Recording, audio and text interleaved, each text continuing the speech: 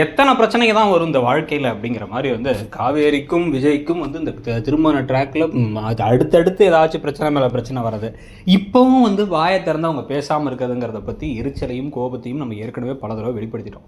So இப்போயும் வந்து பார்த்திங்க அப்படின்னா வந்து கிரிப்டிக்காக பேசுகிறதுன்னு சொல்லுவாங்களா, அதாவது வந்து ஒரு விஷயத்த வெளிப்படையாக பேசாமல் எப்போ பார்த்தாலும் இந்த பூடகமாக பேசுறது, அந்த மாதிரி ஒரு விஷயத்த விஜய் அடிக்கடி வேற பண்ணிருக்காரு. ஏதோ அவர் அதை பெருமை நினச்சிட்டு இருக்காராங்கிறது தெரியல. பிரச்சனையை தீக்கிறத விட இவர் பேசுகிற வார்த்தைகள் அதை வளர்த்துவிட தான் செய்யுது. இவர் என்ன பண்ணுறாரு, இப்போ கால் பண்ணி காவேரி கிட்டக்க எங்கே இருக்க மாமா கிட்ட இப்படி பேசு அப்படி பேசுங்கிற மாதிரிலாம் வந்து சிரித்து பேசுகிறலாம் ட்ரை பண்ணிவிட்டு அப்புறமா வந்து அவங்க நேரில் கூப்பிடலான்னு வந்தால் அவங்க கோயிலேருந்து வந்தவங்க என்ன பண்ணுறாங்கன்னா, வந்த உடனே வெண்ணிலாவுக்கு வந்து தலையில் விபூதி வச்சு அன்னைக்கு ஏன் போய் அந்த பிள்ளைகிட்ட போயிட்டு வந்து அவர் ஏன் விஜய்ன்னு சொல்லுவானே, இன்றைக்கி ஏன் விபூதி வைப்பானே, அதை பார்த்தோன்னே இவர் அப்படியே சந்தோஷப்படுறாரு. முன்னாள் காதலிக்கு விபூதி வச்சு விட்றாங்க இன்னால் மனைவின்ட்டு.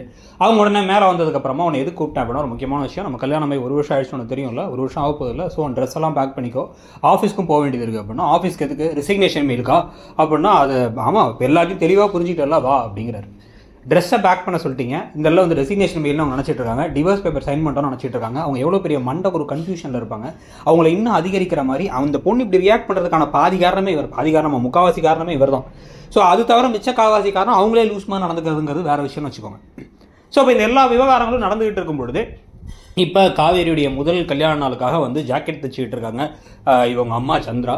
ஸோ அவங்க அதை சந்திரா இல்லை, இவங்க பேர் வேற இல்லை. ஸோ இவங்க வந்து அந்த இதெல்லாம் வந்து தச்சுக்கிட்டு இருக்கேன். ஸோ தச்சிட்டு இருக்கும் பொழுதே வந்து பார்த்திங்க அப்படின்னா இந்த பிரச்சனைகளுக்கு இடையில் இப்போ இன்னொரு பிரச்சனையாக, இப்போ யமுனா வந்து கிளாஸுக்கு போகிறதுக்கு நோட்டு தேடுறாங்களாமா. இப்போ தான் நோட்டு தேடி என்ன பண்ணுறாங்க அப்படின்னா வந்து அவருடைய பழைய டைரியை எடுத்து பார்த்து அதில் வந்து காவேரியோட வரப்போகிற நாள்னா என்னன்னு கேட்டு சண்டை போட்டுட்டு இருக்காங்க. ஸோ இந்த விவகாரத்தெல்லாம் பற்றி நீங்கள் என்ன நினைக்கிறீங்கிறத சொல்லுங்கள்.